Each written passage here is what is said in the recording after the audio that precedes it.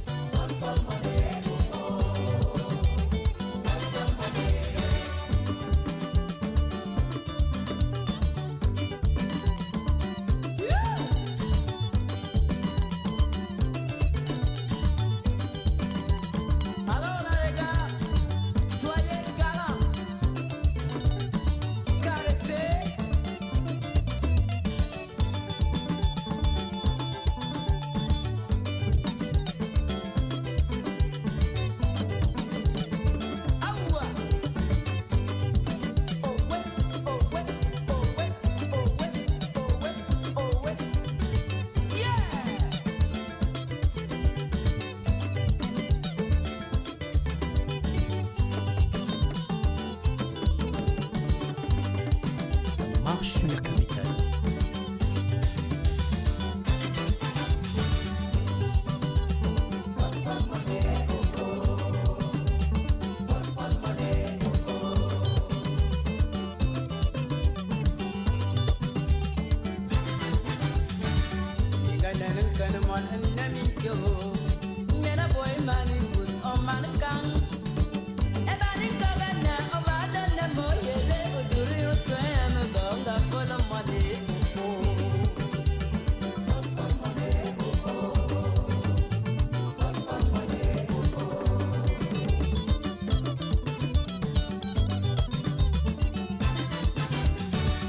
Marche sur la capitale.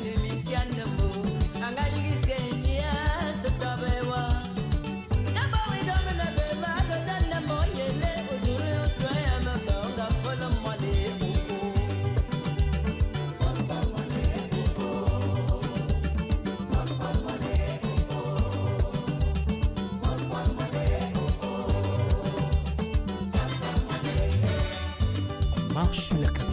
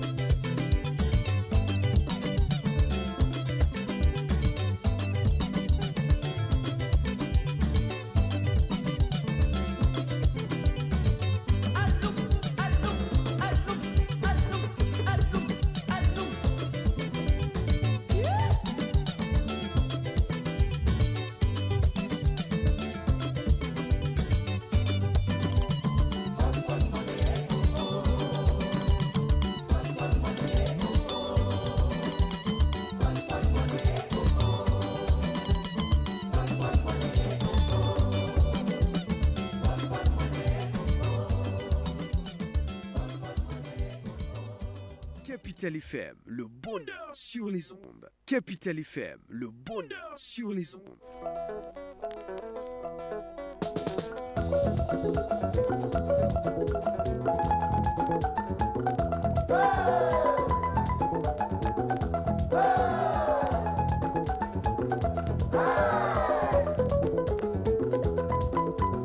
Okwana makane makaya mabala masu makaya mandang abu dabra tagayandang makaramana kwantu niding wana minga medinge nyaya na masu edinga nang pali aminga medingo edinga nang pali edinga nang pali edinga nang pali aminga medinge babala bana bana ba mamba buliding babala boena babo bobo babala nena minte ngombo kwanda mando obala namo wa maminga madinge obala namo wa obala name obala namo wa maminga madinge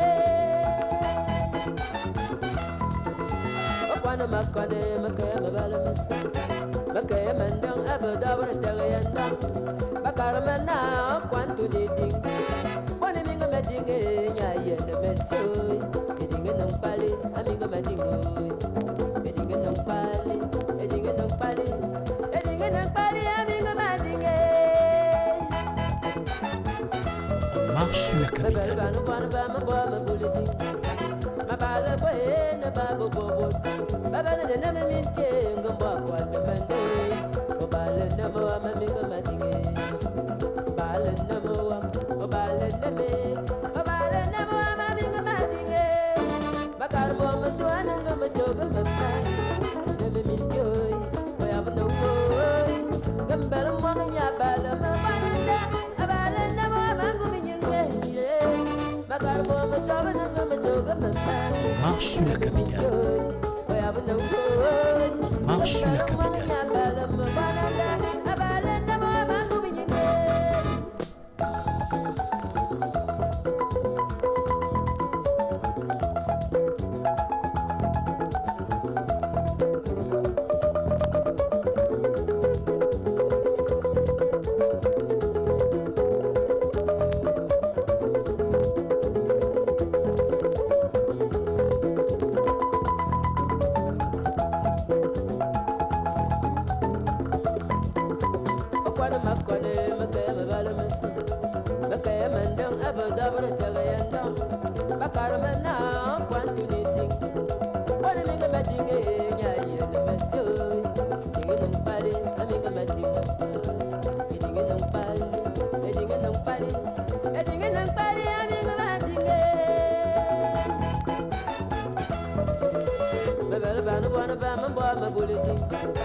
Mabala boena babu bobo babala na me mityo ngomba kwa na mando obala na mo amamonga madinge bala na mo wa bala na me obala na mo amaminga madinge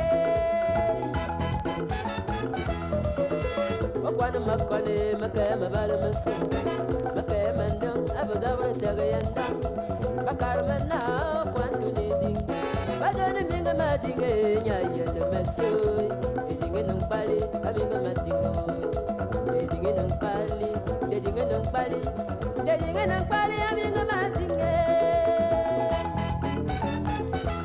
Marche sur la capitale. bana bana bana bana buliding mabala boena babo bobo babala na minte ngomba kwana mando bala na mo amaminga madinge bala na mo bala na me obala na mo amaminga madinge bakal mo matawana ngomba toga mba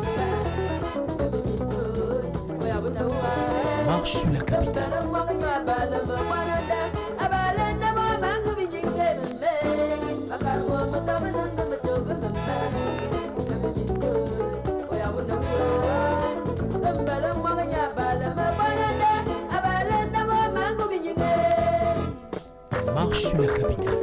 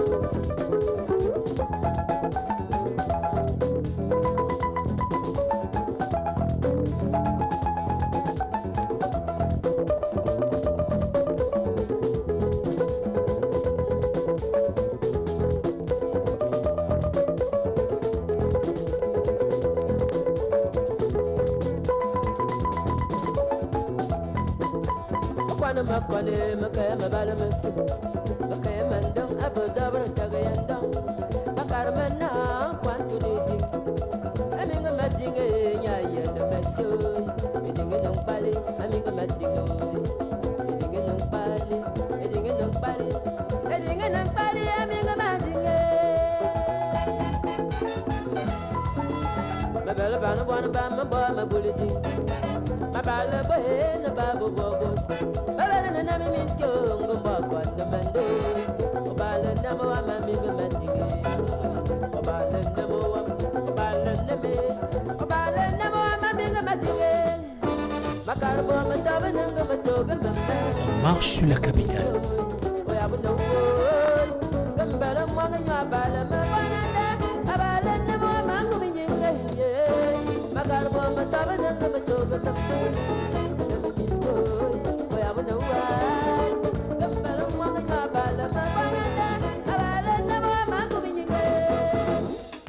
rendu à l'artiste Ange Ebogo Emeran qui nous a malheureusement quittés. On continuera tout au long de la journée jusqu'aux obsèques à vous proposer régulièrement les chansons de ce monument sur les antennes naturellement de Capital FM.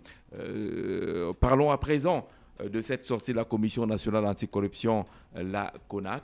Je vais vous proposer le traitement fait par deux confrères, Cameroun Tribune, le journal à capitaux publics, ce matin sur la question de la lutte contre la corruption. Le quotidien à capitaux publics y voit l'implication de tout le monde en indiquant qu'il y a un peu moins de pertes d'argent, mais plus de dénonciations et que tout le monde s'y met pour lutter contre la corruption. C'est le regard que Cameroun Tribune a porté sur le rapport de la CONAC hier. À l'inverse, la CONAC, pompiers sans eau, titre mutation ce matin, qui dit pratiquement le contraire de ce que Cameroun Tribune a mentionné. Le mutation voit moins de dénonciations, un désintérêt des populations qui semblent ne plus se préoccuper de la lutte contre la corruption. On a deux regards diamétralement opposés sur la lutte contre la corruption. D'abord, de façon globale, la corruption, est-ce que vous avez l'impression, vivant au Cameroun, que cette nébuleuse, entre guillemets, est en train d'être vaincue? Jean-Jean, vous faites bien, c'est pas qui vous inspire tous les matins, vous faites bien de parler de nébuleuse. Vous parlez, une nébuleuse a 1000 tentacules. Ah ouais. Donc vous coupez la tête ici, ça ressort de l'autre côté, c'est une vraie nébuleuse.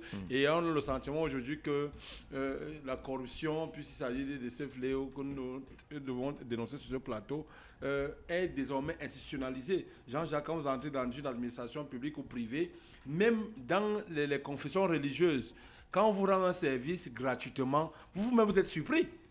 Vous-même a dit que vous avez tendance à mettre la main dans la poche et dire merci à celui ou celle qui vous a rendu ce service. Donc, c'est pourquoi j'achète le traitement de mutation ce matin, qui estime que la CONAC est un pompier sans eau. Ouais. Jean-Jacques, on appelle le sapeur-pompier peut-être pour un édifice qui est en feu.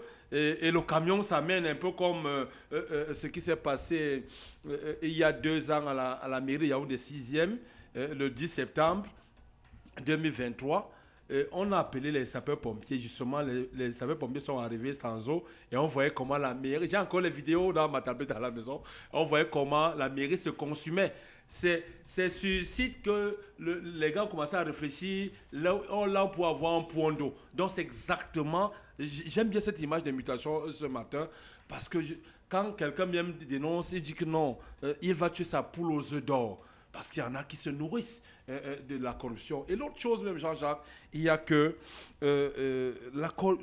comment la CONAC peut lutter efficacement contre le fléau qu'est la corruption, contre cette nébuleuse, quand on sait que dans notre pays, l'article 66 n'est pas appliqué. L'article 66 parle de la déclaration des biens, pour ceux qui nous écoutent. Vous avez souvent décrit à U et à Dia l'enrichissement illicite de ces fonctionnaires. On a des fonctionnaires milliardaires, Jean-Jacques. Vous voyez un petit frère qui est entré à l'ENAM alors que vous exerciez déjà, Jean-Jacques, ça fait au moins 25 ans que vous êtes dans les médias, mais vous voyez quelqu'un qui est entré, qui était encore élève à votre époque, où vous étiez déjà méga star, 3 ans après, il vous dit, voilà mon immeuble. Il roule les carrosses. Il voyage, de temps en temps, il passe ses vacances à l'autre bout du monde, ainsi de suite. Parce que justement, il vous dira que moi, je ne touche même pas mon salaire. Je vis de mes avantages. On a vu comment les gens ont tout fait pour tuer le péage automatique. Parce que justement, ils n'avaient plus le contact avec l'argent. Aujourd'hui, vous voyez même le petit péagiste que vous négligiez hier, qui roule carrosse, qui se construit des belles maisons parce que il peut confectionner son paquet de tickets et vous n'avez pas le temps d'identifier le vrai du faux, ainsi de suite. Donc chacun trouve son compte et le pauvre Massingams, qu'est-ce qu'il peut? Il va se contenter de son salaire.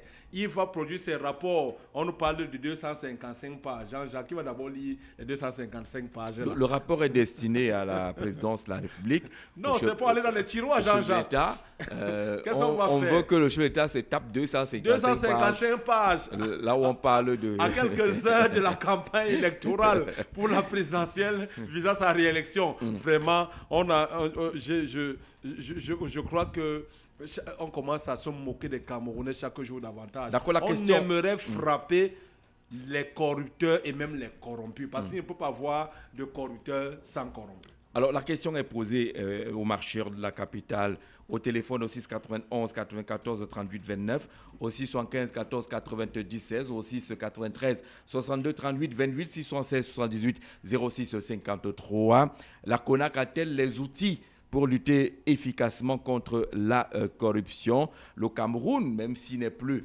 officiellement premier au classement, comme ce fut le cas de cela quelques années, peut-il se débarrasser de cette nébuleuse? Vous appelez, vous participez aux échanges. PBK, sur la corruption, est-ce que c'est un mal incurable?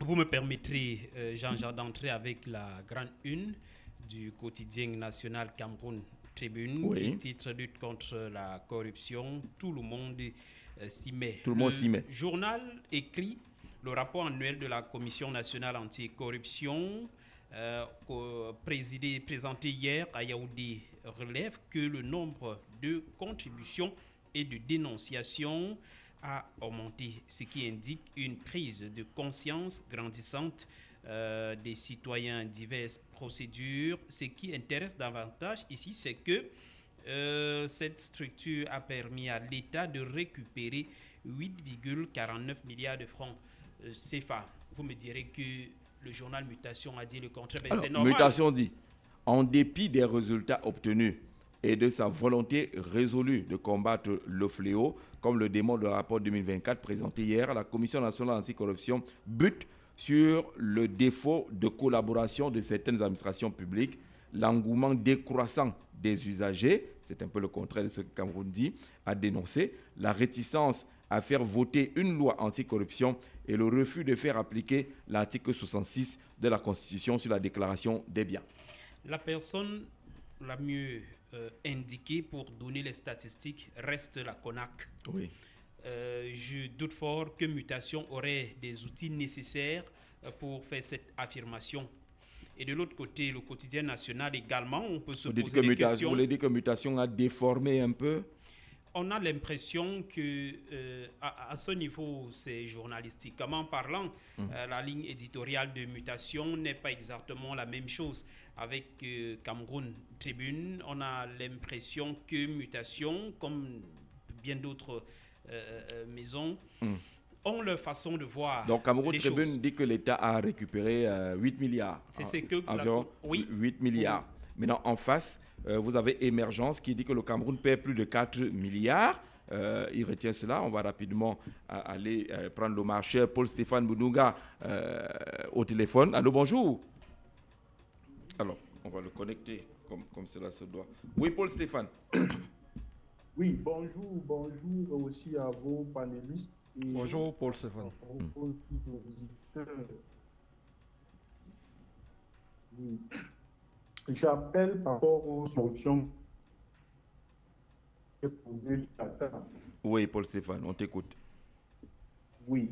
Quand vous lisez déjà le décret numéro 2006/088 du 11 mars 2006 portant création, organisation et fonctionnement de la Commission nationale anticorruption au Cameroun, prenez l'article 1. On vous dit que la commission est placée sous l'autorité du président de la République. Oui. Ça veut dire qu'en réalité, le vrai président de la CONAC, c'est le président de la République lui-même. Ce n'est pas Dieudonné Massikambi. Oui, monsieur Jean-Jacques Zé. Quand vous prenez dans l'article 2 qui définit les missions de la CONAC, vous vous rendez compte qu'en fait, la CONAC est une chambre d'enregistrement. Ça veut dire que la CONAC est là pour faire les investigations pour le président de la République, lui donner les informations pour qu'il décide à la fin de qui devrait être interpellé et de qui ne devrait pas être interpellé. Prenez également l'article 24 du même décret.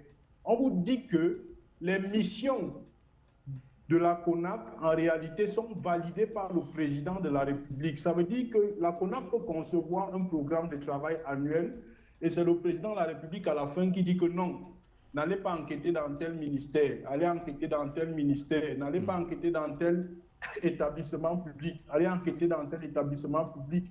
Et dans le même article 24, on vous dit que la CONAC dresse le rapport à l'attention du chef de l'État et par la suite le rend public. Ça veut dire que le rapport qui est rendu public n'est pas le rapport brut. Parce que le rapport est d'abord adressé à l'attention du président de la République qui prend connaissance. Et quand il prend connaissance, il peut décider de ce qui doit paraître public ou pas. Ça veut dire que lui, il a même les informations que nous, on n'a pas en ce qui concerne la lutte contre la corruption. Donc, quand vous analysez tout ceci, vous vous rendez compte qu'en réalité, la CONAC n'est pas l'instrument qu'il faut pour lutter contre la corruption. La CONAC, en réalité, est un éléphant blanc qui ne lutte pas contre la corruption, mais enregistre les faits, ou alors enregistre les faits de corruption au Cameroun. Et je sors en prenant un exemple, parce que moi, je suis spécialiste dans les questions de corruption, justement, et j'ai travaillé sur la CONAC. Quand vous prenez les rapports de la CONAC depuis 2008, vous allez vous rendre compte que lors des premiers rapports, la CONAC citait nommément les noms des personnes qui étaient inculpées. Ça veut dire, on dit que Y est présumé avoir des montants d'argent, mais depuis un moment, on a interdit à la CONAC de citer les noms parce que les ministres qui ont les noms dans les rapports de 2011, mais ils ont été nommés. Vous comprenez donc qu'en la réalité, la mission de la CONAC n'est pas de lutter contre la corruption. La mission de la CONAC est d'avoir une bonne image auprès des institutions internationales parce que quand vous questionnez même la genèse de la CONAC, il y a également eu la pression des institutions internationales qui nous demandaient d'avoir un organe indépendant qui se chargera de lutter contre la corruption. Et je sors définitivement avec les classements que vous avez évoqués. Oui. Parce que les gens pensent que le plus important, c'est le classement.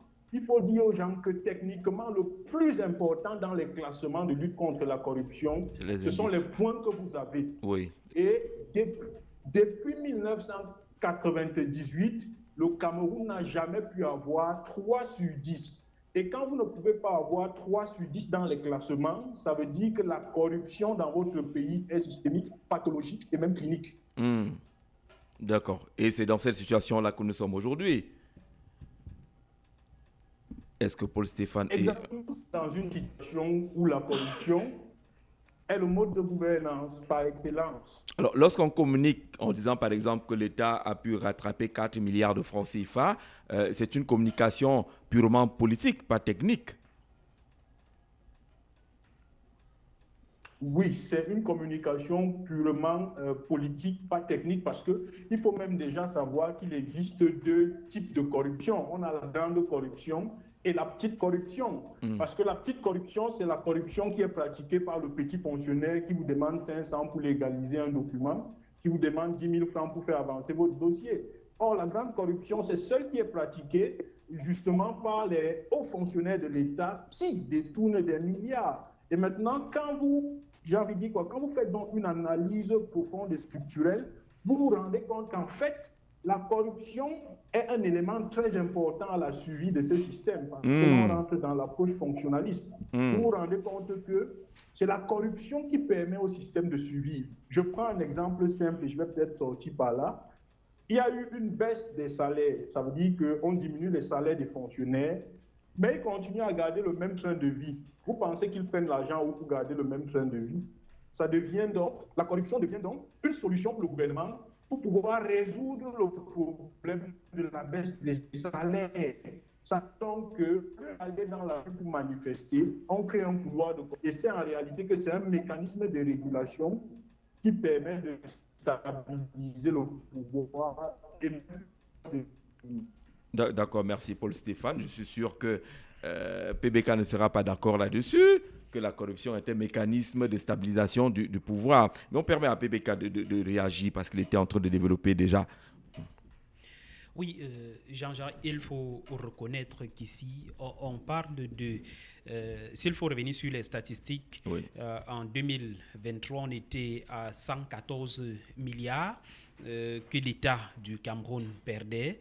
En 2024, selon la CONAC, nous sommes à 4 milliards seulement, donc près de 10 ou alors un peu plus de 10 milliards de francs que l'État gagne. Donc, il faut tout d'abord saluer le travail qu'a la CONAC et même si de l'autre côté on peut observer dans la société, c'est vrai qu'on n'a pas d'outils pour donner les statistiques réelles, mais on a l'impression que dans la société, ce n'est pas toujours ça. Peut-être ces millions, c'est au niveau des grosses structures. Vous avez l'impression qu'il n'y a pas beaucoup de corruption visible? Non. Que ce qui est indiqué, c'est des vues de l'esprit, ou alors ça se passe à un niveau un peu plus élevé? Un peu plus élevé, parce que dans la société, on a l'impression que rien n'a changé jusqu'ici. On n'a pas d'outils, mais je suis persuadé que si on mène la réflexion un peu plus loin, on va se rendre compte de ce que ça n'a pas beaucoup changé. Peut-être les chiffres que la CONAC donne viennent d'ailleurs. Vous n'êtes pas d'accord avec ces chiffres? Vous dites que le mal est plus profond? Pas que le mal est plus profond. Ce que je vais dire, c'est en réalité que lorsqu'on parle des montants que la CONAC nous a dévoilés hier au Palais des Congrès, ce sont des montants des grosses structures parapubliques.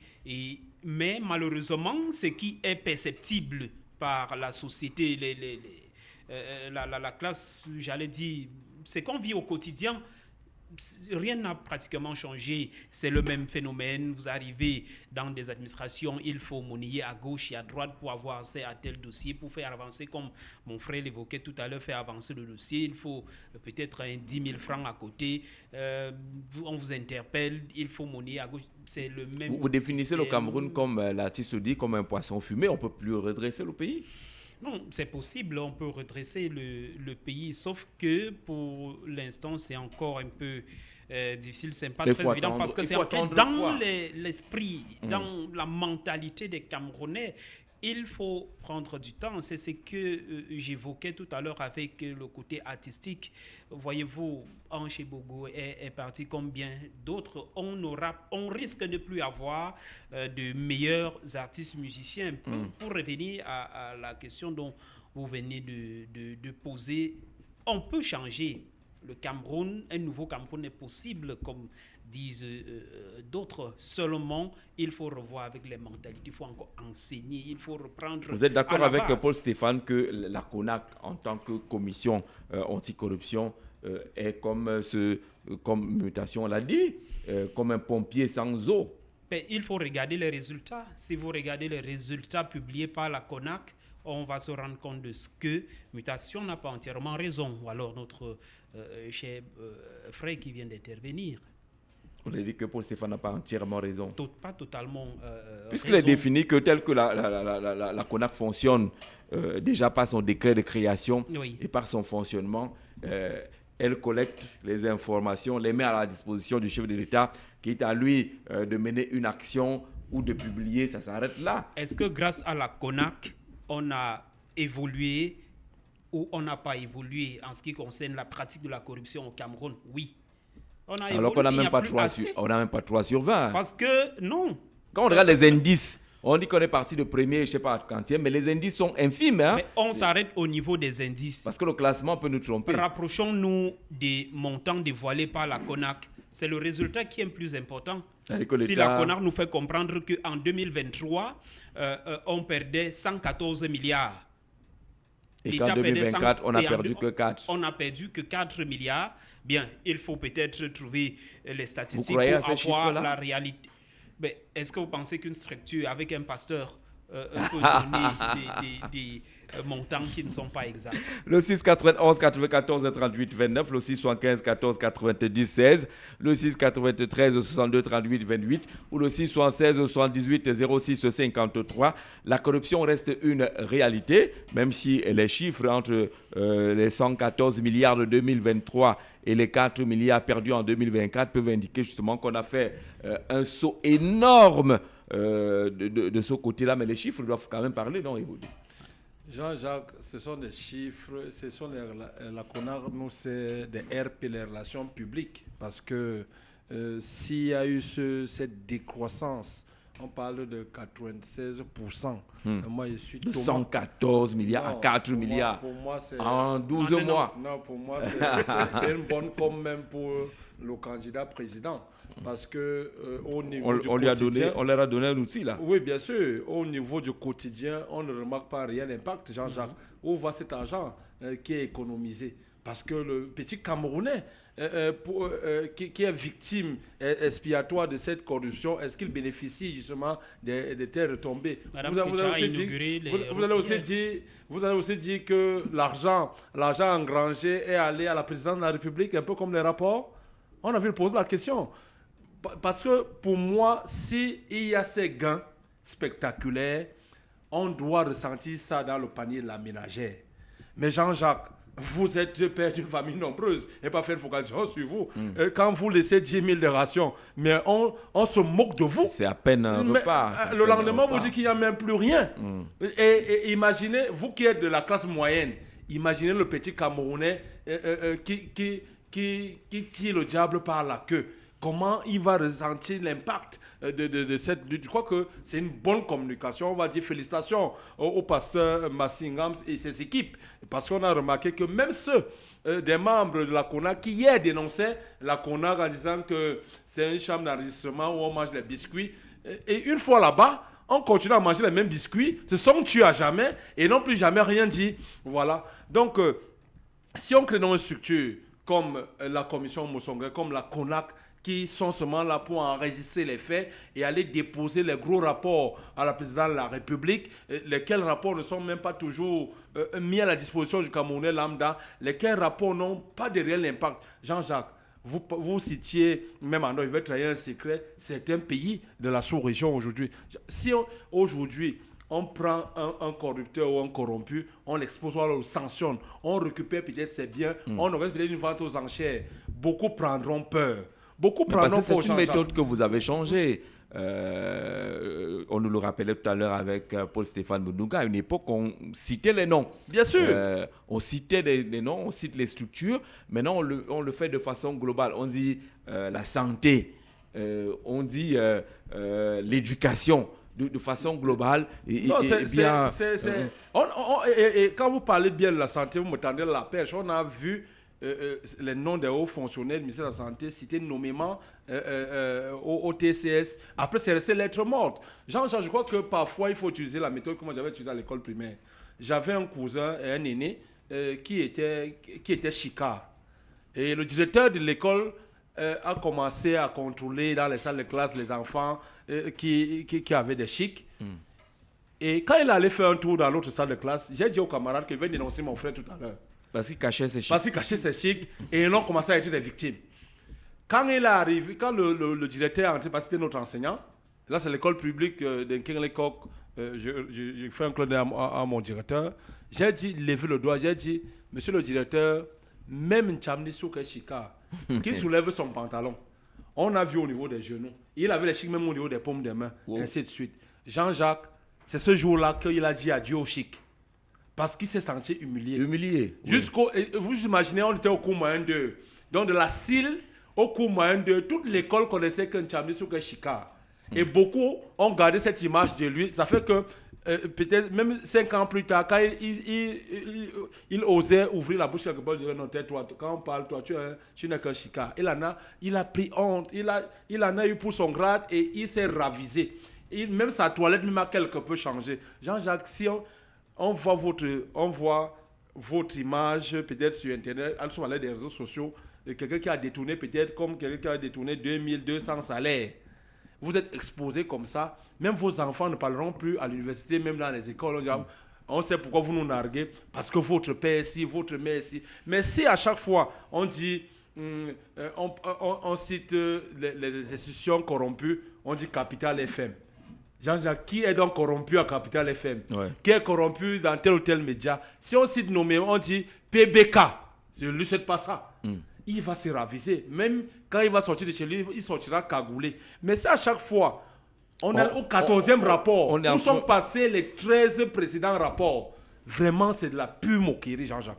Alors, lorsqu'on écoute Norbert Olivier-Baudé, on voudrait avoir votre témoignage là-dessus, sur la lutte contre la corruption, le travail que fait la Commission nationale anti-corruption, la description que Norbert fait, PBK, je suis désolé, il montre que vraiment c'est une lutte sans armes. Ça reste juste pour les médias. Chacun doit faire son travail. La CONAC fait son travail. Lequel? La dénonciation. Collecter. Enregistrer les dénonciations. Et par la suite, faire un rapport, plus de 200 pages, aller déposer chez le président de la République. La justice qui décide maintenant de ce qu'il faut faire de ce rapport. La justice fera son travail. Mais il faut que ça parte de la présidence pour la justice. Vous ne direz Est-ce que ce n'est pas ce mécanisme-là qui complique le fonctionnement de l'affaire? Si les rapports de la CONAC étaient directement envoyés, je ne sais pas trop, à un procureur, peut-être que l'action serait plus efficace. N'oubliez pas, j'étais en train de dire ceci, la justice fait son travail. Lorsque un cas est dénoncé, par exemple dans le secteur de la santé, il y a des investigations. Il y a des investigations pour se rassurer. Si à jamais il y a un coupable, il sera condamné, il sera sanctionné. Vous ne direz pas quand même que depuis 2006, avec la création de la CONAC, vous n'avez pas regardé les résultats. Non, vous ressentez les faits. Les résultats. Est-ce que de façon visible, vous avez l'impression qu'avec la CONAC, les Camerounais ont reculé, ils ne sont plus des corrompus, ou il y a de moins en moins de cas de corruption? Qu'est-ce qui a changé? Est-ce que c'était alors l'objet visé par la CONAC? Le travail de la CONAC, c'est ne pas créer un changement. Faire peur. Ça devrait quand même un peu faire peur. Ça fait également peur. Est-ce que vous pensez que ça ne fait pas peur? Si on est parti de 114 milliards à 4 milliards, cela démontrerait ou alors démontre l'insuffisance. Ce n'est pas assez acrobatique, ce chiffre-là. Bon, c'est vrai quand même qu'en un an, c'est un exploit. Hein. Je crois que Massingams et son équipe méritent des médailles. Oui. Partir de 114 milliards qu'on perdait en 2023 à 4 milliards en 2024, je crois qu'il n'y a pas une performance de cette nature au Cameroun.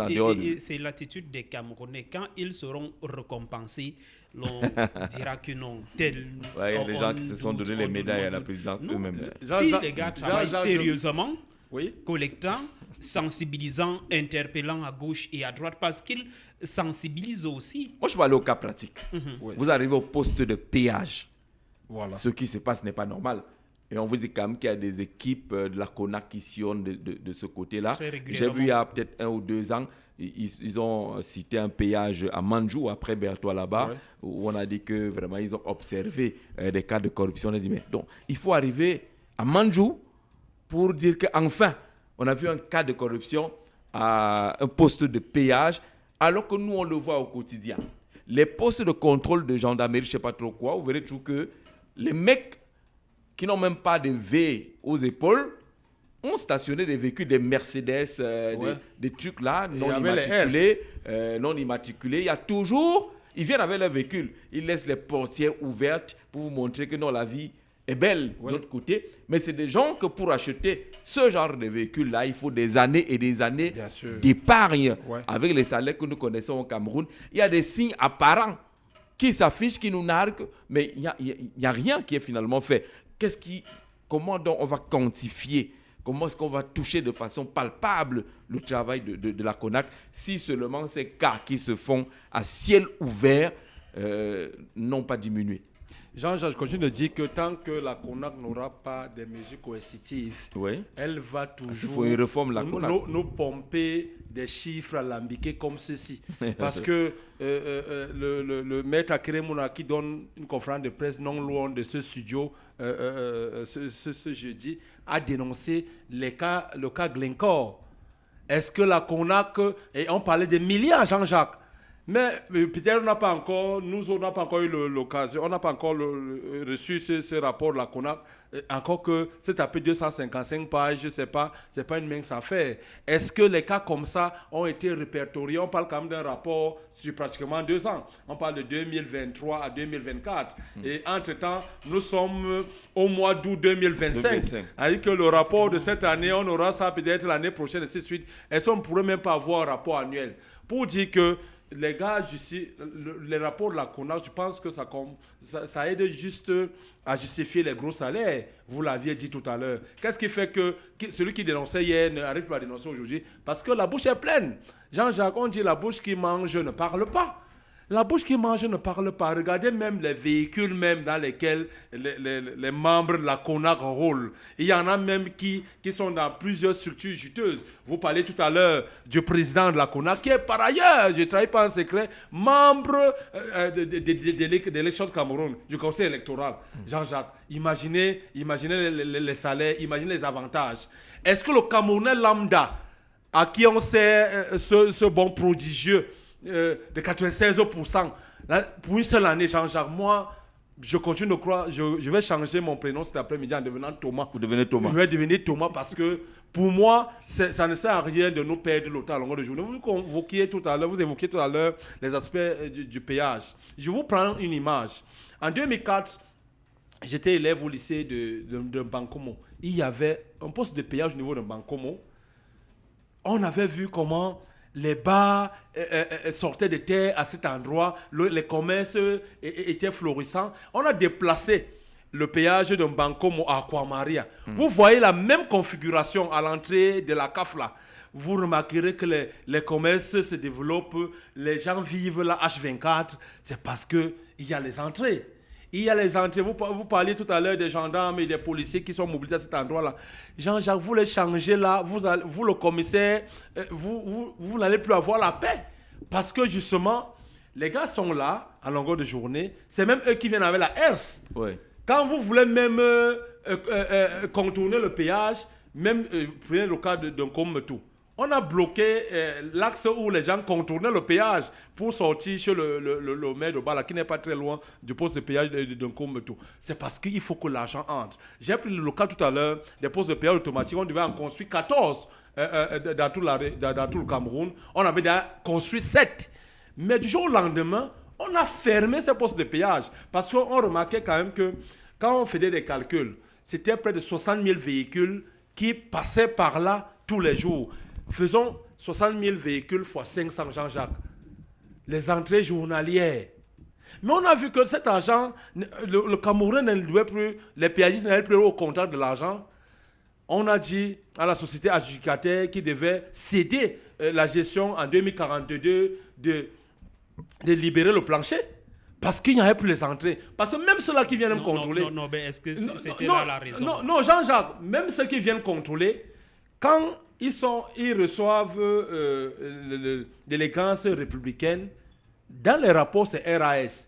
Je suis sûr qu'en Manjou là-bas, les gars n'ont pas ils n'ont pas profité de l'élégance républicaine. On a dit, on va donc vous montrer que nous, on a le mégaphone. On va vous détruire, ainsi de suite. Et là, tout de suite, on va aller demander qui sont les péagistes à service à Manjou.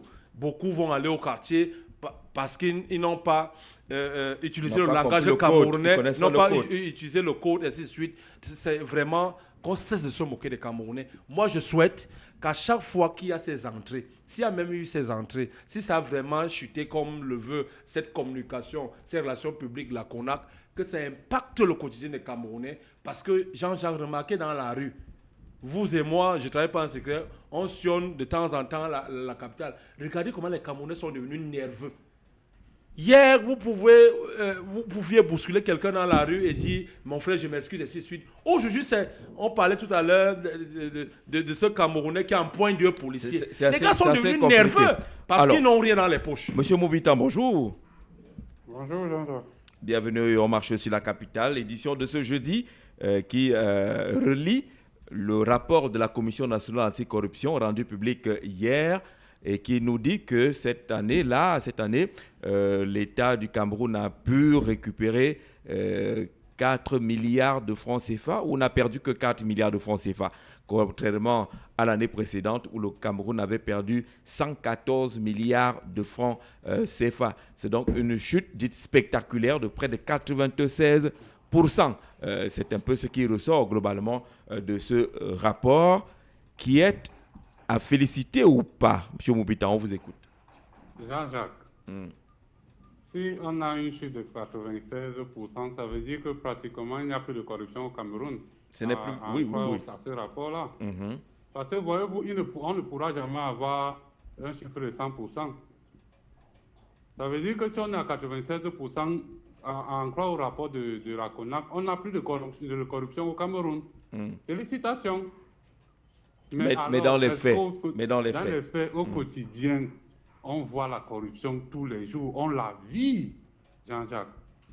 Nous sommes arrivés à un niveau où vous allez à l'hôpital, vous vous plaignez des maux de tête, mais le docteur vous dit non, c'est une vue de l'esprit, vous ne vous plaignez pour rien, vous vous sentez bien. Alors que vous, dans votre chair, dans votre propre corps, vous ressentez que ça ne va pas. La CONAC fait des rapports. Vous parlez de 250 pages. Qui va lire les 250 pages là? Le président de la République. À 93 ans. Mais franchement, on se moque de qui là à la fin? En fait, la CONAC ne peut que jouer son rôle. Son rôle a été, et il le joue à la perfection. La personne qui a mis la CONAC en place est satisfaite de ce que la CONAC fait, c'est tout. Elle n'a pas été mise là pour améliorer quoi que ce soit. C'est pour avoir une bonne vue du point de vue des institutions internationales, l'OFMI et tout. C'est entre eux là-bas. Dans les faits, comment vous pouvez me dire que vous prenez, on dirait, le gendarme de la corruption, un gendarme qui ne peut pas instruire un dossier pour que la justice en saisisse du dossier, ce n'est pas un gendarme. Comment vous allez me dire qu'un officier de police judiciaire ne peut pas instruire une enquête?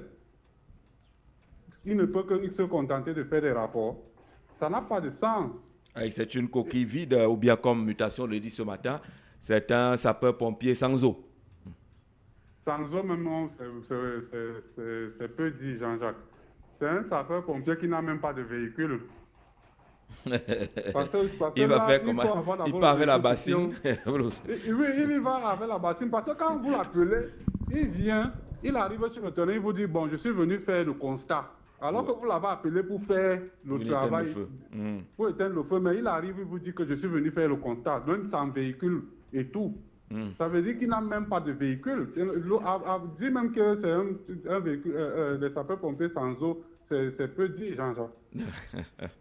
La CONAC a été créée pour faire ce qu'ils sont en train de faire. La personne, il faut qu'on le dise, la personne qui décide de tout dans ce pays, c'est le président.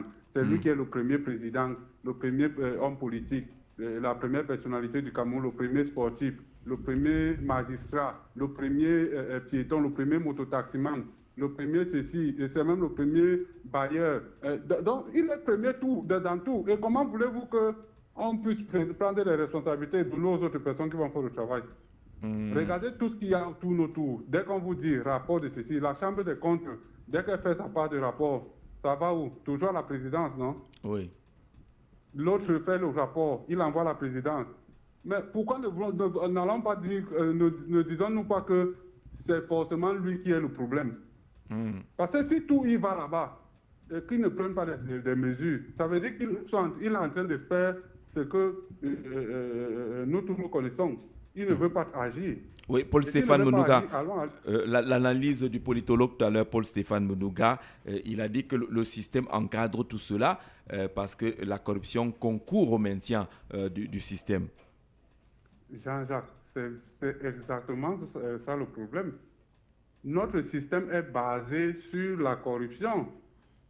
Notre système, c'est l'ADN même de notre système. S'il n'y a plus de corruption au Cameroun, le système va s'écrouler. C'est simple à comprendre, Jean-Jacques. Nous vivons la corruption tous les jours. Demandez même les panels sur le plateau. Est-ce que quelqu'un peut me dire ici là qu'il a passé une journée sans voir devant lui quelque chose qui a fait à la corruption, sans vivre la corruption dans son entourage? Par jour, tu le vis au minimum 3 à 4 fois, 3 scènes. Et ça devient banal. C'est tellement banal parce que tu vas prendre un taxi, tu croises un contrôle de police en route, le chauffeur sort, il laisse le dossier, ou en sortant, il cherche à prendre le billet de 1000 francs, il met dans le dossier. Dès que l'autre ouvre, il prend le dossier et puis il remet. Moi, j'adore ce spectacle-là. J'adore ce spectacle-là. Lorsque le motorboy descend du camion pour aller donner le dossier, j'adore ce spectacle. Il y a un jeune policier, Moubita, qui m'a dit que dans leur stage de formation, on lui avait appris parmi les modules ce qu'il a appelé cachage d'argent. Il dit, c'est quoi le cachage d'argent? C'est que je peux prendre 1000 francs devant toi, tu ne vois pas. Toi qui es passage, tu ne vois pas. Jean-Jacques, vous êtes un citoyen lambda, vous le vivez. Est-ce que vous avez besoin qu'on crée une commission pour pouvoir faire ce genre de constat et faire des rapports? Pour rien, ça ne sert à rien. La personne qui ne veut pas faire ce travail, c'est le président de la République et c'est tout. Et il sait pourquoi il ne veut pas le faire, parce que ça lui profite. Toutes ces situations-là lui profitent. Parce que, voyez-vous, on prend le dossier, on cache à la présidence quand on a fait le rapport. Le jour, on se rappelle que vous aviez fait quelque chose qui ne cadre pas à ce que nos gouvernants veulent. On ressort ton dossier du tiroir, on le pose maintenant sur la table. On dit, en fait, en 2010, là, le rapport de la CONA avait dit que c'est comme ça, comme ça. Allez, on instruit maintenant une enquête. C'est une collaboration d'embuscade, c'est-à-dire qu'on garde on vous tient. On vous tient comme celui qui aurait venu. Il vous tient. Merci, monsieur. Merci, monsieur Moubita. Revenez quand vous le voulez au 6 91 94 38 29, au 6 75 14 90 16, au 6 93 62 38 28, au 6 76 78 06 53. La corruption est beaucoup plus forte que le Cameroun. Nos outils sont-ils incapables de régler le problème? Beaucoup ont évoqué tout à l'heure la non-application de l'article 66 sur la déclaration des biens. Est-ce que l'application de cet article de la Constitution sur la déclaration des biens, qui ne s'adresse pas à tout le monde, je ne suis pas sûr que l'article concerne le policier qui est en route, le gendarme qui est en route, mais cette application, est-ce qu'elle peut quand même aider à réduire l'impact de la corruption? On se pose des questions, Jean-Jacques, depuis plusieurs années. On dénonce, on se pose des questions. Qu'est-ce qui bloque finalement si on est sûr et certain de les gens s'asseyent, ils écrivent leur constitution et puis il y a des articles qui ne veulent plus appliquer. C'est quand même incroyable. On écrit, peut-être pour donner une autre image à la communauté internationale. Alors, seulement en écoutant l'auditeur de tout à l'heure, il faut redire que Paul Biya souffre, le chef de l'État. Le père là, il souffre quand même. Tout c'est Paul Biya, tout c'est lui. Ont construit un système le Camerounais a décrié. Le Mm. Camerounais avait longtemps décrié le problème de la corruption. Il faut trouver des moyens. Il finit par mettre sur pied la structure, la CONAR, pour lutter contre la corruption.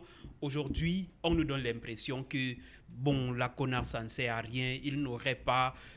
Vous pensez que la CONAR ne sert pratiquement à rien? Je ne pense pas. Je ne pense pas. Ce n'est pas parce que on ne voit pas directement dans la société l'impact de la corruption, mais il y a un impact. Je vous assure, je vous assure, il y a des personnalités qui ont aujourd'hui peur de commettre de l'injustice, qui ont peur qu'il y ait ces pratiques-là dans leur structure. Lorsque vous arrivez, par exemple, on citait le cas de la santé, il y a des centres de formation, il y a des formations hospitalières où lorsque vous arrivez, c'est écrit. C'est écrit partout. Blanc. Même là où il y a la corruption, même là où les corps les plus corrompus se trouvent, il y a toutes les affiches qui disent que zéro corruption. Il y a même des commissions internes de lutte contre la corruption. On prend un marchand au téléphone. Allô, bonjour. Bonjour, Jean-Jacques. Bienvenue. Merci, bonjour. C'est monsieur Blaise. Ah, Blaise. Bienvenue, frère. On t'écoute. Ouais. On est sur la corruption ce matin. Oui, la corruption au Cameroun fait partie de notre quotidien. On fait avec. La CONA nous dit que bon, voilà, nous avons tellement lutté contre la corruption au point où, bon, aujourd'hui, on peut même dormir tranquille. Ça veut dire que c'est directement de nous parce que si vous regardez la société camerounaise, on constate bien que la corruption est de plus en plus avec nous. Oui, parce que... Donc vous n'êtes pas d'accord. Parfois, je me pose la question, mais oui. Qui est même chargé, qui peut même, qui est celui qui peut faire même le rapport de la CONAC? Parce que je donne ma finger là depuis des années. Je ne sais pas s'il y a des moments où peut-être celui qui a donné ce travail se dit, bon, vraiment, je vais faire le bilan de cette CONAC pour savoir si c'est répondu ou bien il faut les enlever. Donc, je pense que genre là, c'est bon que non, vraiment, ça n'a pas de sens. Blaise, vous présentez la corruption comme un mal incurable au Cameroun. On ne peut plus s'en sortir? Mais je veux un peu aborder sur le plan politique. Mais ceux qui nous ont mis là sont des hommes politiques, ils vivent de ça. Le Cameroun, la corruption au Cameroun, c'est, je vais me dire, le régime ne peut pas plus sans corruption. Vous le dites aussi? Vraiment, c'est... On vit avec... Le régime vit avec la corruption. C'est que si... Je vais vous dire, on parle de la corruption, on parle de il n'y a pas que la CONAC, il y a le compte. Ils ont créé beaucoup de choses, mais à la fin, ça ne sert à rien. Et ça se comprend. Ça se comprend que c'est juste un truc qu'on a mis là un peu pour nous mettre un peu dans... Pour nous embrouiller, quoi. Oui, parce que ça n'a pas... On ne peut pas lutter contre la corruption. Mais Blaise, on dit que le meilleur traitement... Blaise, le meilleur traitement pourrait donc être quoi? Pour moi, si je vous entends bien, le meilleur traitement pour moi, c'est d'enlever. C'est-à-dire que c'est ne pas mettre la CONAC. Personnellement, vraiment, ces gens ne nous servent à rien. Au contraire, on enlève la CONAC. Oui, la CONAC ne sert à rien. Où est le rapport? Quelqu'un qui est capable d'écrire des papiers, que tu veux, même là, n'a pas lu ces pages comme vous êtes dans le fichier. Vous ne pouvez pas le mettre devant un micro, vous dites, bon, expliquez-nous clairement, expliquez-moi, sans, je ne sais pas, avec des mots simples. C'est-à-dire qu'ils vont me dire juste des petits et puis voilà, pour passer. Donc, ils ne peuvent pas faire un travail sérieux parce que ceux qui les ont mis là, ils comprennent bien dans le sens pourquoi il a mis les gens là. Ils sont là, voilà. D'abord, quelqu'un nous avait dit que c'est pour la même repartie, il avait dit que là-bas, il mange des biscuits. D'accord. Oui, depuis, c'est bien changé. Et ce que Gargaman a dit avait déclaré qu'il va au bureau pour manger des biscuits. Il n'y a rien à faire là-bas. Tout un Gargaman a dit, mais il n'a pas démissionné. Vraiment, s'il avait un peu de hauteur, quelqu'un ne peut pas se contenter de faire des rapports. C'est-à-dire que même s'il trouve le voleur, la main dans le sac, il va écrire pour dire que j'ai vu un voleur quelque part et puis il va l'arrêter. Ou bien il va lui dire j'ai vu un voleur. Je ne sais pas, quelqu'un de normal, je ne sais pas. On ne peut pas faire des rapports. Aujourd'hui, tout à l'heure, je vous entendais dire on ne met même plus les noms.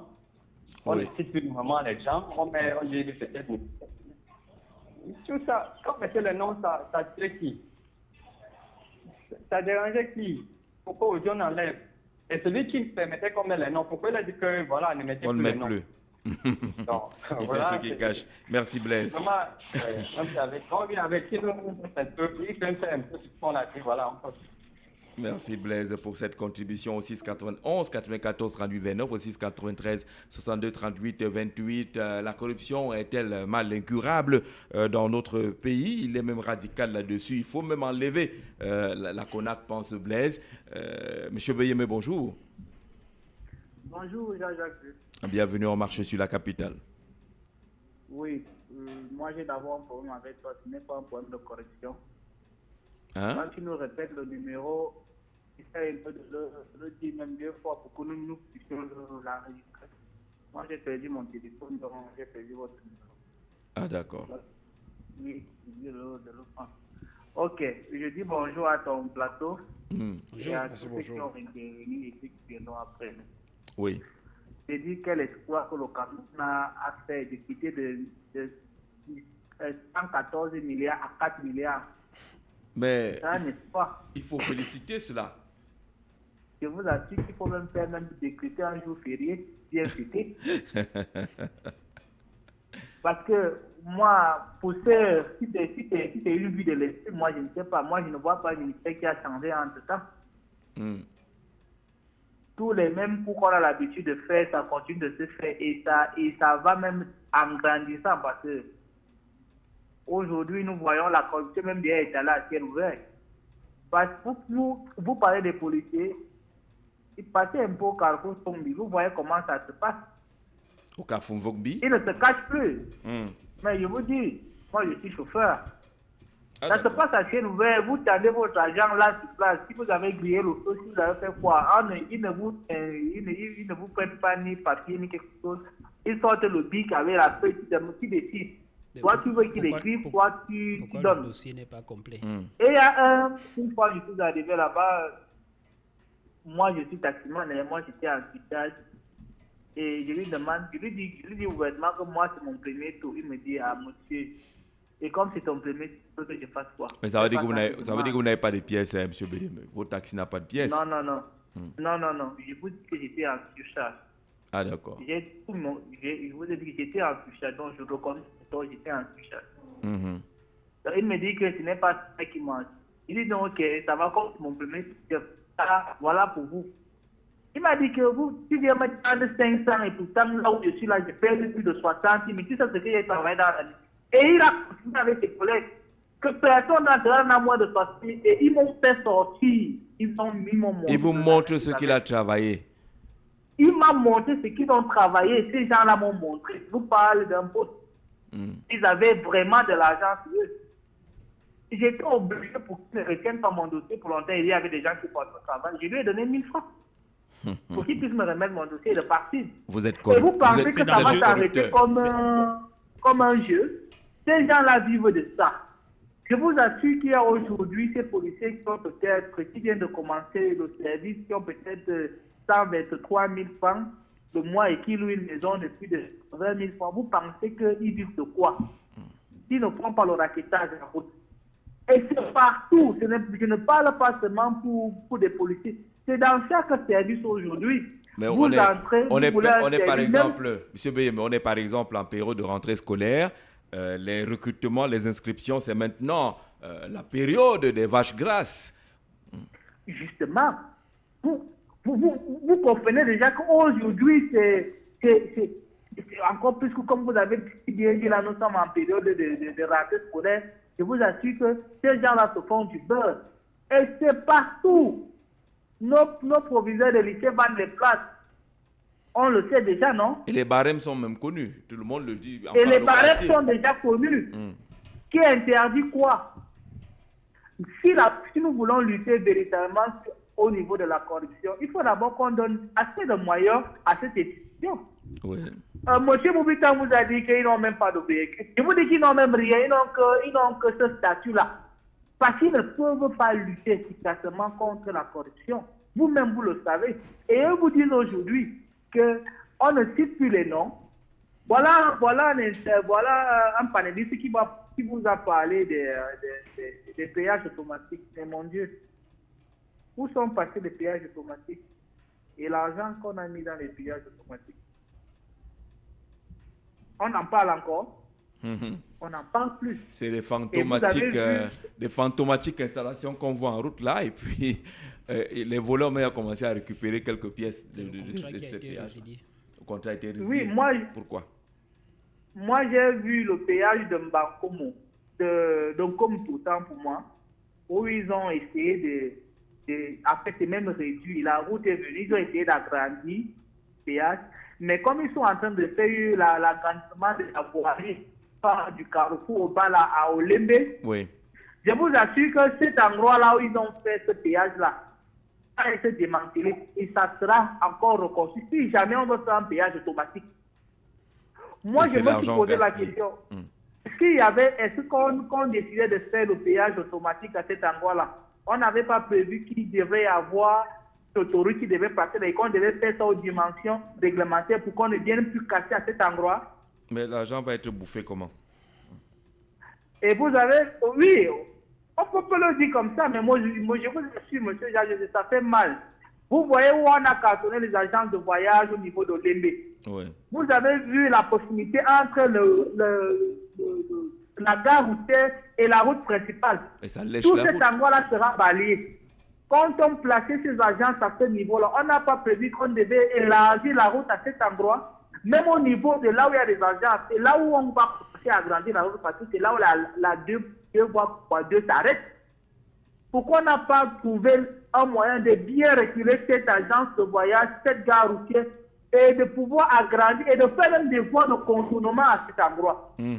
Pour aller là-bas à partir de aujourd'hui, au jeudi, pour aller de l'autre côté de la ville, ou bien de la sortie de telle ville du côté ouest, vous allez comprendre le calvaire de ces gens qui vivent dans cet endroit. Absolument. Je vous assure qu'aujourd'hui au Cameroun, monsieur Jean-Jacques, pour vous dire vrai, ce pays-ci, pour qu'on essaie de lutter contre la corruption, il faut un nouveau système. Un nouveau système. Et c'est un nouveau système qui va essayer à sa manière de mettre des personnes nouvelles dans certains postes de responsabilité et qui vont tant bien que mal faire le travail. Parce que cette institution-là, c'est une embuscade pour les hauts fonctionnaires de cette République. Le jour que tu seras contre le système, on sortira ton dossier et on va vous frapper. D'accord.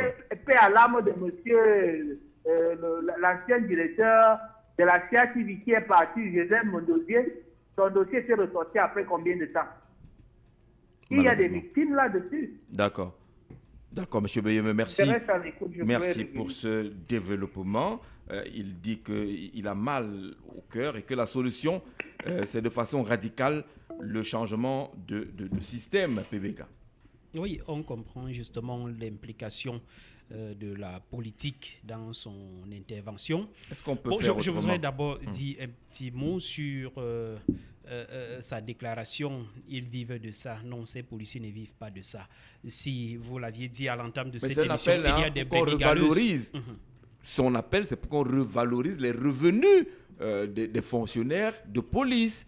Que s'ils peuvent quand même avoir des salaires conséquents, peut-être qu'ils iraient moins à des pratiques comme celle-là. D'accord. Dans ce cas, ça marche. Et puis, il faut donc encourager le travail de la CONAC.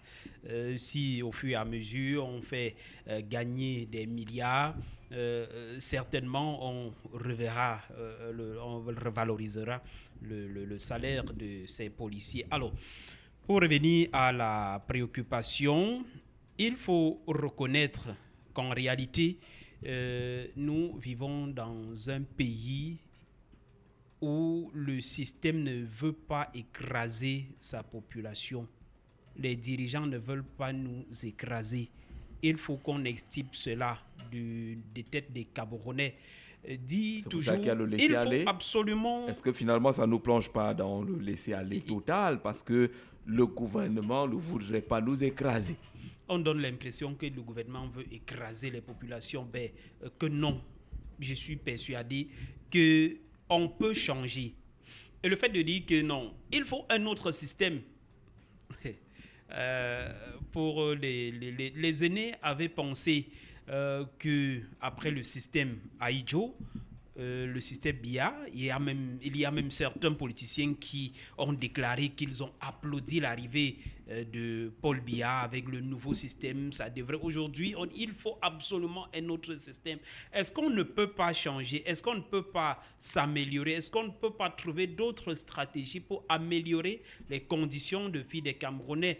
Ou alors, avec la CONAC, trouver d'autres moyens? Vous citiez tout à l'heure des articles qu'il fallait peut-être qu'on donnerait à la CONAC un pouvoir coercitif, au lieu de faire des rapports, que la CONAC puisse porter le dossier, l'instruire et puis que les coupables soient jugés devant les juridictions compétentes. C'est peut-être cela, appeler à la réforme de la CONAC pour lui donner un peu plus de moyens. À Tom Fra, bonjour.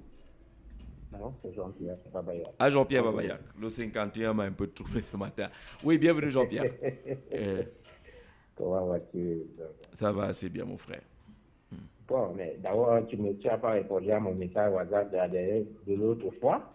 Tu t'accuses en direct sur les ondes. Est-ce qu'on fait alors ça? Est-ce qu'on fait alors ça? Tu te souviens ou tu ne te souviens pas? Heureusement que ce n'est pas un acte de corruption. Est-ce qu'on fait alors ça? D'accord. Alors, pour le milieu, je disais sur la table d'intervenir parce que l'intervenant sur le plateau me paraît assez. Ça a des propos assez biaisants. Ça m'a mis un peu hors de moi. Quand tu déjà parlais de la commission anticorruption, c'est vrai que le président a bien déclaré qu'il y a des ministères qui n'adhèrent pas à ce but. Vous vous rendez compte? Il y a des ministères. Et il est allé jusqu'à dire qu'il y a 2 qui n'étaient pas là il y a 1 an ou 2 qui se sont ralliés à la lutte l'année dernière. Vous voyez que dans un système comme ça où les structures publiques qui sont censées faire la bataille, ils reculent. D'ailleurs, elles n'adhèrent pas. Parce que quand on dit que n'adhèrent pas, oui. Elles n'adhèrent pas. Quand on dit que le chef est satisfait par ce qui se passe, on peut croire que ce soit la vérité. Parce que si ses propres ministres ils adhèrent aux institutions, la CONAC, non, on peut dire non, ils n'adhèrent pas. Vous attendez à quel type de résultat? C'est déjà dans le gouvernement lui-même, il n'y a pas un ordre qui soit transversal. Et que la lutte soit menée depuis le sommet et qu'en bas, que ça suive. À ce niveau même, il faut se dire que l'ordre gouvernement produit l'exemplarité pour que tout le reste de la population suive. Oui. Si déjà là où des gens estiment que c'est une coquille vide depuis l'individu qui gère la place, qui s'appelle ne lui plaît pas, ils ne vont pas faire sa direction. Vous comprenez que c'est un système qui est simplement dans une situation où on fait semblant d'agir. Et en réalité, le combat, ce n'est pas eux qui peuvent le mener. Comme on dit les autres auditeurs, la corruption est consubstantielle au système qui gouverne. Et d'ailleurs, je voudrais vous signaler, j'ai vécu une situation au marché central l'autre jour. Et il y a un jeune homme, il y a des gars, ils appelaient des formes de microbes qui sont transformés maintenant, ils n'agressent pas de manière violente. Ils nous agressent pendant que vous attendez le taxi. Il vient là comme quelqu'un qui vous connaît avant et tout. Il vous montre la lame de rasoir pour vous dire que vous devez donner l'argent, sinon il va. Ça se fait en plein jour. Au niveau de Niki, j'ai vécu ça. Vous vous rendez compte, et quand vous voyez les gens agir comme ça, c'est parce qu'ils savent que pour amener à la corruption, on va beau les arrêter, ils vont aller avec l'argent qu'ils ont arraché aux gens, ils vont aller payer là-bas, on va monnayer, on va les retrouver dehors, et ils vont même aller à ils vont dénoncer. On va dire qu'ils ont du niveau d'impact négatif que peut avoir la corruption dans le pays. Parce que même ceux qui pouvaient être exécutés par les forces de l'ordre, ils ne le sont plus. Ça devient dangereux. Donc, merci bien, Jean-Jacques. D'accord, c'est ça, c'est compliqué cette situation. Jean-Pierre Babayac, on va aller rapidement maintenant sur cette lutte contre la corruption. Est-ce qu'on est tous d'accord que la CONAC, telle qu'elle est constituée, ne peut pas avoir des résultats je veux dire, les plus frappants, les plus marquants. Il faut peut-être renforcer ses pouvoirs, alléger les procédures, au lieu que les rapports aillent à la présidence, et Dieu seul sait combien de rapports le chef de l'État reçoit. Peut-être qu'on donnerait un peu plus de pouvoir direct à une commission comme la CONAC. Je l'ai dit, Jean-Jacques, je le réitère encore, il faut à la CONAC les moyens coercitifs pour mieux se déployer. Nous sommes au 14e rapport depuis la création de la CONAC en 2006. C'est-à-dire qu'on a le sentiment aujourd'hui qu'il y a même toute une chambre à la présidence aménagée seulement pour avoir les rapports de la CONAC. Vous parlez tout à l'heure des rentrées. Vous verrez souvent... vous savez que dans une autre vie, on a été un peu journaliste intéressé des questions d'éducation. Oui. Vous allez voir placardé sur le mur, il n'y a pas de place ici, il n'y a pas de place ici. On vous oriente vers le collège ou le CS d'à côté, ainsi de suite. Mais vous remarquerez qu'au sein du même établissement, le vigile que vous négligez, c'est même l'homme de main du proviseur. C'est lui le passeur. Il vous dit que pour les classes de 6e, c'est 100 000. C'est 100 000. Les barèmes sont connus. Venez me donner, il vous donne rendez-vous à 15 heures et il vous donne le papillon. L'enfant a été recruté à 13 heures et commence à avoir les heures d'absence. Mais on vient de vous dire qu'il n'y a pas de place dans cet établissement. Vous irez... Moi, j'ai vécu ça, Norbert Olivier Bonnet. Parce que je suis allé pour inscrire l'enfant et je suis Jean-Jacques Zé, je suis journaliste. Oui.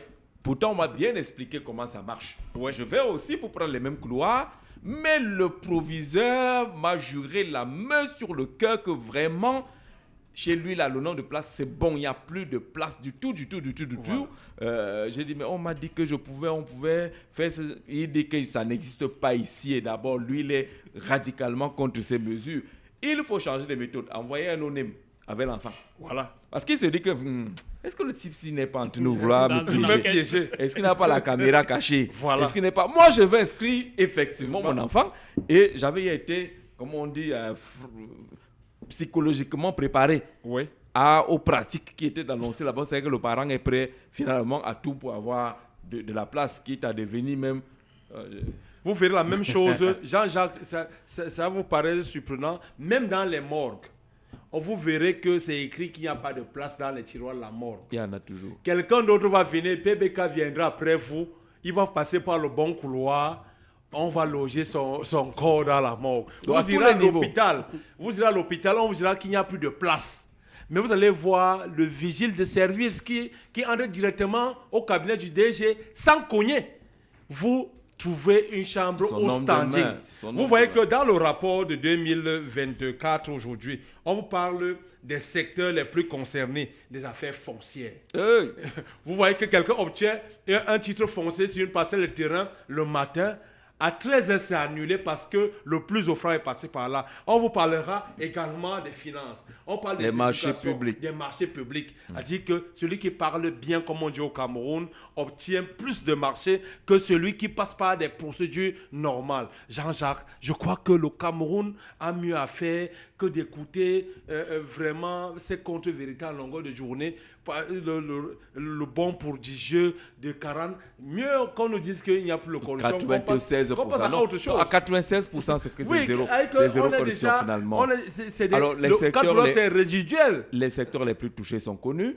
On apprend dans le rapport également que les pratiques dénoncées incluent les détournements de pensions. Vous imaginez bien. Voilà. Un vieillard, Jean-Jacques. Oui, l'argent d'un vieillard.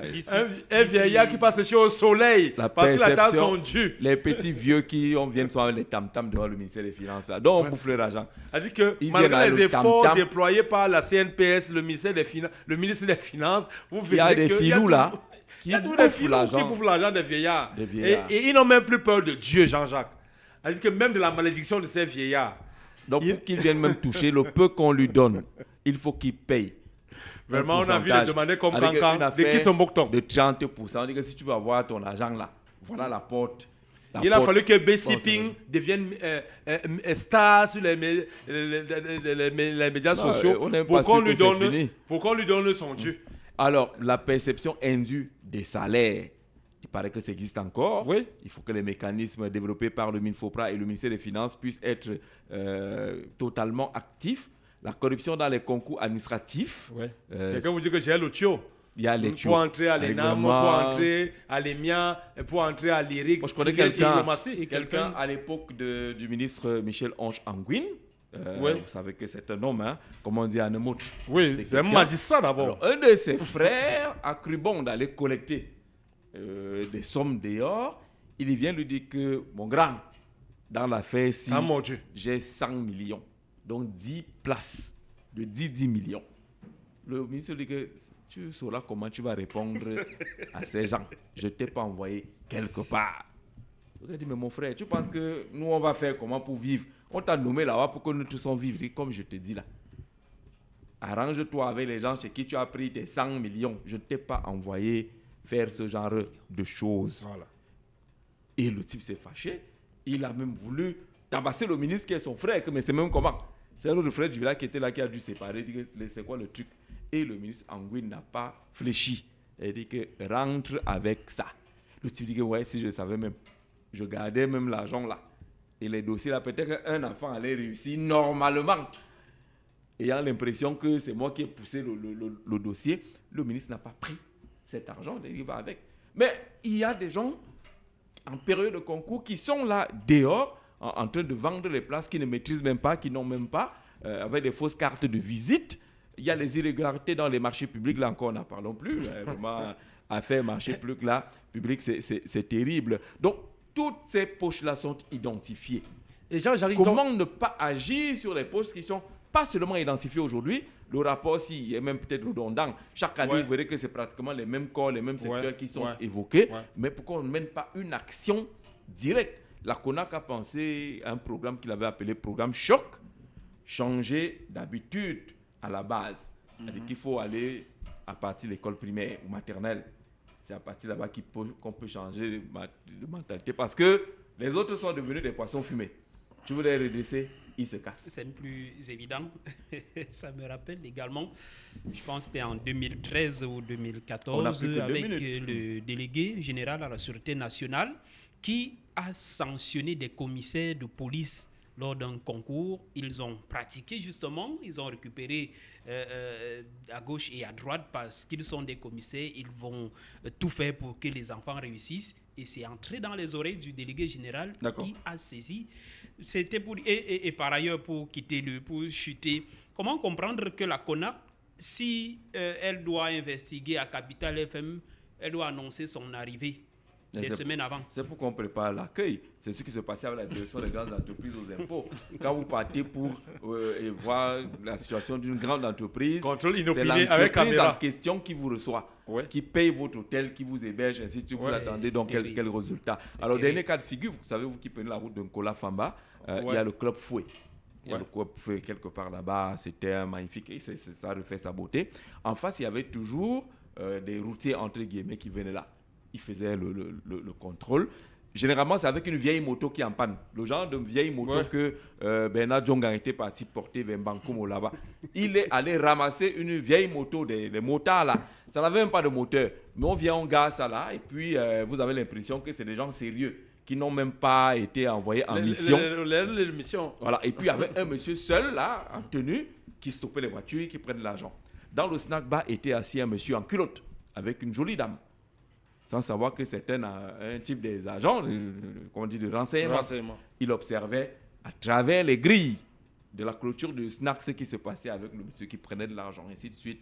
Et le monsieur même s'est fait stopper. Il a présenté l'une de ses cartes. Vous savez que c'est des gens qui, quand ils sont dans le renseignement, parfois ils sont praticiens, ils sont aussi... Puis voilà, le type a laissé passer que vraiment, votre affaire là, de pasteur là, le pasteur allait s'asseoir alors que c'était un gars des renseignements. Il a observé, puis il a appelé donc la CONAC et les commissions mixtes qui se déployaient sur le terrain à cette époque-là. C'est-à-dire que vous avez gendarmerie et autres là qui faisaient les fouilles par corps au corps. C'est-à-dire qu'on vient, on te tâte, on ouvre le cahier et les gars sont arrivés.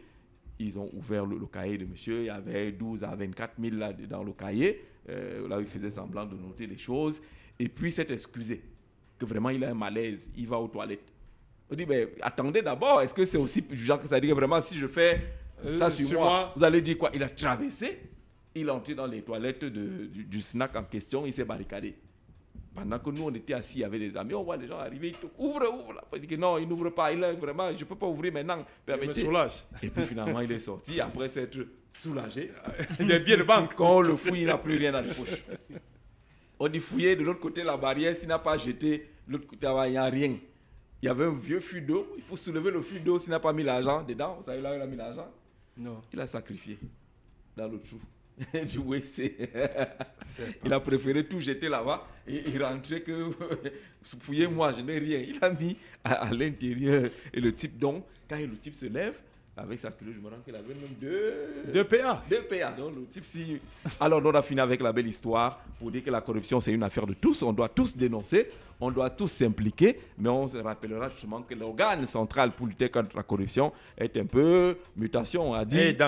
Voilà, il n'a pas d'armes, c'est désarmé, il faut lui donner un peu pompier sans véhicule, sans eau. Dessus.